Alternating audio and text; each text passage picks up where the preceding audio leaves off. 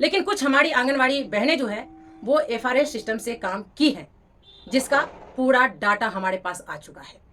यानी कि उन बहनों को विभाग द्वारा 5G मोबाइल, 3599 रुपया रिचार्ज और वो 4 ऑप्शन दिया जा चुका है।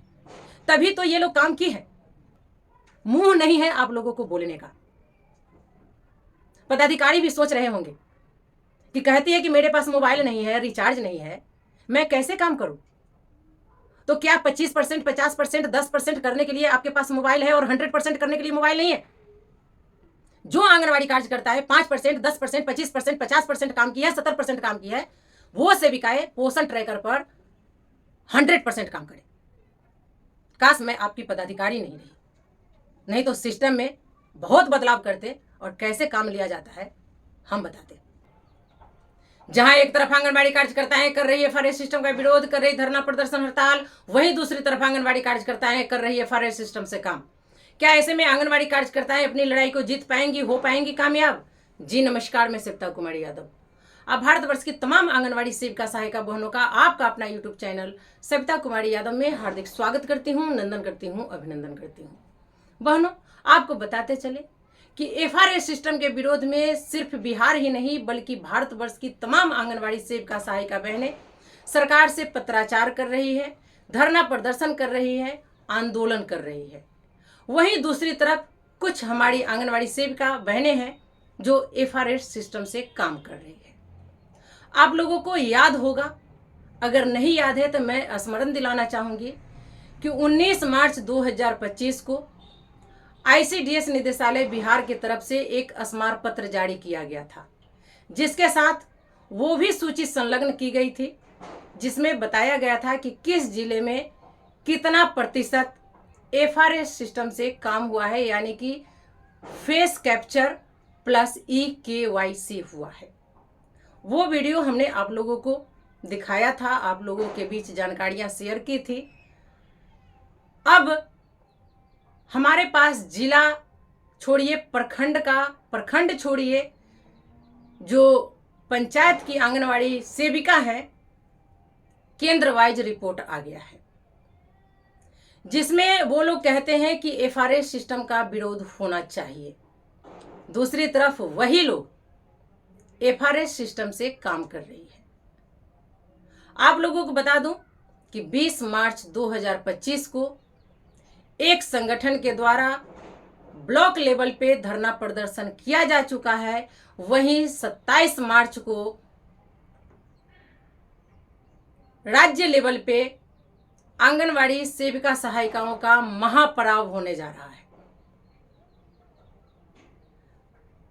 तो ऐसे में हम क्या समझे? एक तरफ हम आंदोलन कर रहे हैं एफआरएस सिस्टम के विरोध में, जो कि आपको पूरा डाटा आ चुका है। दूसरी तरफ हम उसका समर्थन कर रहे हैं, उस पर काम कर रहे हैं। इससे साफ साफ यही निष्कर्ष निकल के आ रहा है कि जो आंगनवाड़ी सेविकाएं फेस कैप्चरिंग का काम की है, EKYC की है या कोई भी काम की है, उनको सरकार द्वारा वो सभी सुविधाएं मुहैया करा दी गई है जो उनको चाहिए। वो कौन कौन सी सुविधाएं हैं आप लोगों को पता है, जो कि सभी संगठन के नेतृत्वकर्ताओं के द्वारा पत्राचार में लिखा गया है कि अगर हमसे ऑनलाइन काम करवानी है, पोषण ट्रैकर पर काम लेनी है, एफआरएस सिस्टम से काम लेनी है, तो इससे पहले हमें वो सुविधाएं चाहिए जिसके बल पे ये काम किया जा सकता है। अब काम करने के लिए आपको मोबाइल चाहिए, तो आप लोग जब अपने आंगनवाड़ी केंद्र पर जाती है, फोटो कैप्चरिंग करती है बच्चों का, तो कैप्चर नहीं होता है, कभी लोकेशन इधर का उधर बताता है। यानी कि अब जो है वो 2G मोबाइल का ज़माना नहीं रहा, 5G का ज़माना आ गया है।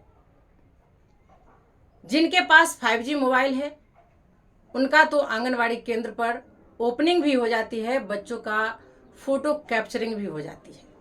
लेकिन जिनका नहीं है उनके लिए ये बहुत बड़ी परेशानी है।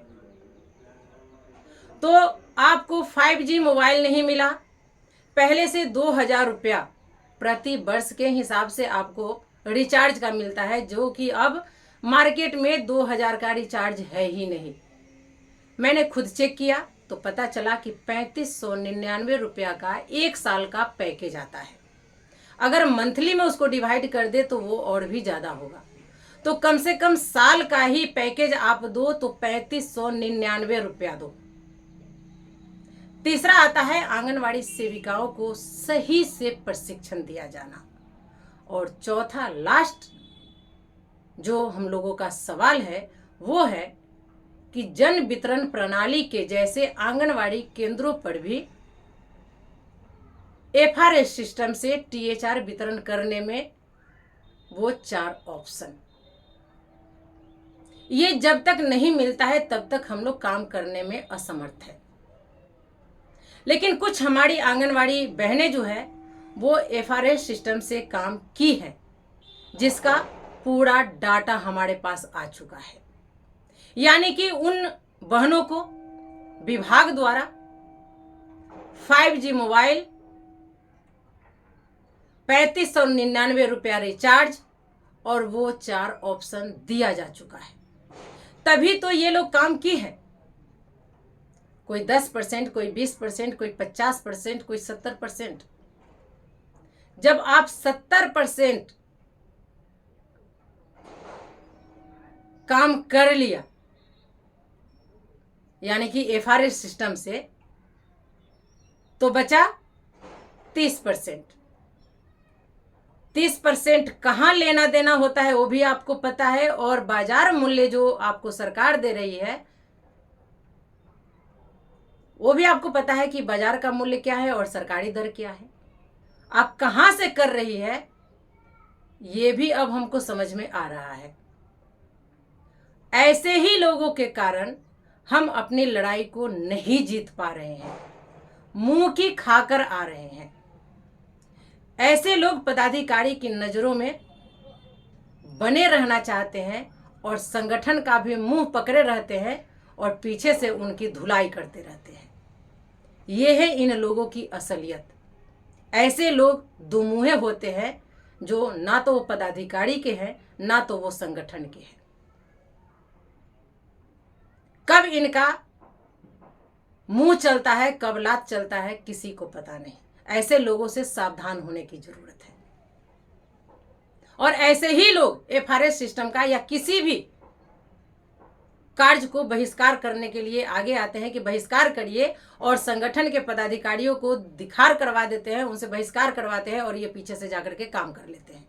हमारी बैठक में आते हैं और जो हम लोग विभाग के खिलाफ में, पदाधिकारी के खिलाफ में, सरकार के खिलाफ में बातें करते हैं, वो जाकर वहां पर बीज को बो देते हैं, वहां आपकी पोल को खोल देते हैं, आप वहीं पे फेलुअर हो जाते हैं।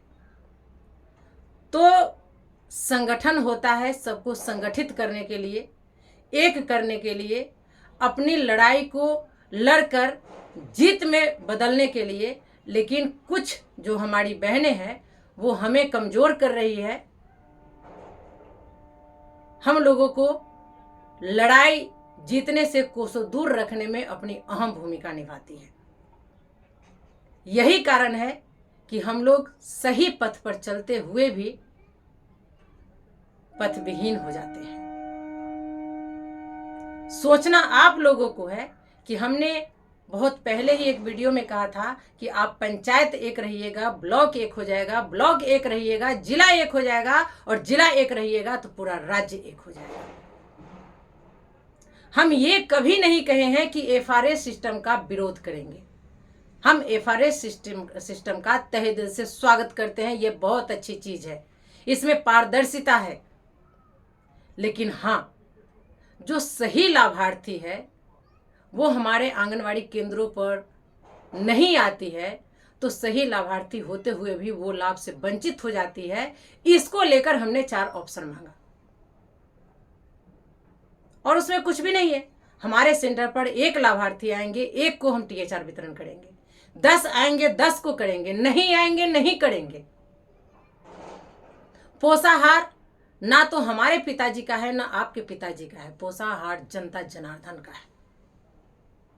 इसलिए हम इसका स्वागत करते हैं। जिस दिन ये पोसाहार हमारे हाथ से निकल जाएगा उसी दिन आप तमाम आंगनवाड़ी सेविकाएं जो है एकजुट होइएगा और अपनी मानदेय बढ़ोतरी, अस्थायी कर्मी, सरकारी कर्मचारी वेतनमान की दिशा में लड़ाई को लड़िएगा। नहीं तो आपके दिमाग का सुई जो है वहीं पे अटका हुआ है, पोसाहार पे। आप अगर 2000 बचाती है तो कहीं 15-20 लाख बचता है। आप 2 रुपए से नाता तोड़िए, किसी का लाखों से नाता टूटेगा। लेकिन वो तो आप लोगों को समझ में आएगी नहीं। हमारे साथ के शिक्षक, विकास मित्र, टोला सेवक, किसान मित्र, ये सब कहां से कहां चले गए और हम आज भी वही हैं जहां बरसों पहले थे। अब ये आप बताइए, जो हड़ताल हुई, धरना प्रदर्शन हुई और आगे होने वाली है, इसमें आपका मानदेय भी कटेगा, मिलेगा कुछ भी नहीं। फायदा सरकार को होगी, संगठन के नेतृत्वकर्ताओं की होगी। आपका मानदेय भी गया, सदस्यता भी गया, शारीरिक परेशानी भी हुई और दूसरी तरफ जो काम कर रहे हैं उसको लेकर सरकार की पदाधिकारी की नजरों में सर झुकाना भी पड़ेगा। मुंह नहीं है आप लोगों को बोलने का। पदाधिकारी भी सोच रहे होंगे कि कहती है कि मेरे पास मोबाइल नहीं है, रिचार्ज नहीं है, मैं कैसे काम करूं? तो क्या 25%, 50%, 10% करने के लिए आपके पास मोबाइल है और 100% करने के लिए मोबाइल नहीं है? जो आंगनवाड़ी कार्यकर्ता है 5%, 10%, 25%, 50% काम की है, 70% काम की है, वो सेविकाएं पोषण ट्रैकर पर 100% काम करे। काश मैं आपकी पदाधिकारी नहीं रही, नहीं तो सिस्टम में बहुत बदलाव करते और कैसे काम लिया जाता है हम बताते। ऐसे लोगों को चिन्हित किया जाना चाहिए कि कौन है जो संगठन को कमजोर करता है। आज हमारे पास जिला का भी लिस्ट आ गया है, प्रखंड का भी लिस्ट आ गया है, एक एक सेविका का लिस्ट आ गया है कि कौन कौन एफआरएस सिस्टम से काम की है। यानी कि उन आंगनवाड़ी कार्यकर्ताओं को सरकार या पदाधिकारी 5G मोबाइल उपलब्ध करा दी है, उनको 2000 से बढ़ाकर 3599 रुपया रिचार्ज दे दी है। उनके आंगनवाड़ी केंद्र पर 4 ऑप्शन दिया जा चुका है, तभी इन्होंने 25%, 50% या 70% काम की है। हमें तो लगता है ये लोग पोषाहार के लोभ में घर घर जा करके ये काम की होंगी। इतना आंगनवाड़ी कार्यकर्ता है, किसी के यहाँ नहीं हो रहा है। हर जगह से ये सवाल उत्पन्न हो रही है, कैसे करे दीदी, कैसे करे, कोई लाभार्थी नहीं आ रहा है। कई जगह मारपीट हो गया, झगड़ा लड़ाई हो गया, कैसा किसी की नौबत आ गई। और कुछ के आंगनवाड़ी केंद्र पर 70%। वाह रे हमारी सेविका बहन, वाह, तेरा क्या कहना। धन्य हो प्रभु, आप बहुत काम करती हो, आपको तो मेडल मिलना चाहिए। तो चलिए, भले ही हम तीखा जरूर बोले हैं, लेकिन कड़वा सच यही है। इस पर विचार करिए, विमर्श करिए, फिर आगे अपना कदम बढ़ाइए, क्योंकि ये लोग कभी हमें कामयाब नहीं होने देंगे। इसीलिए कहा गया है कि शेर जंगल का राजा होता है और वो अकेला ही रहता है, सब दिन अकेला ही वो रहता है। लेकिन गिद्धरों की झुंड हो जाती है और वो हुआ करके गांव शहर में दहशत फैलाए रहता है। शेर जंगल का ही राजा बन के रह जाता है। वो अगर शहरों में आ जाए तो फिर इंसान की जिंदगी को जीना दुर्लभ कर देगी। चलिए, कमेंट में आप लोग अपना राय विचार जरूर दीजिएगा कि ऐसे लोगों के साथ हम लोगों को क्या करना चाहिए। तो आज के वीडियो में फिलहाल इतना ही, फिर मिलते हैं अगले वीडियो में कुछ और नई जानकारियों के साथ। तब तक के लिए आप हमें विदा दीजिए। नमस्कार।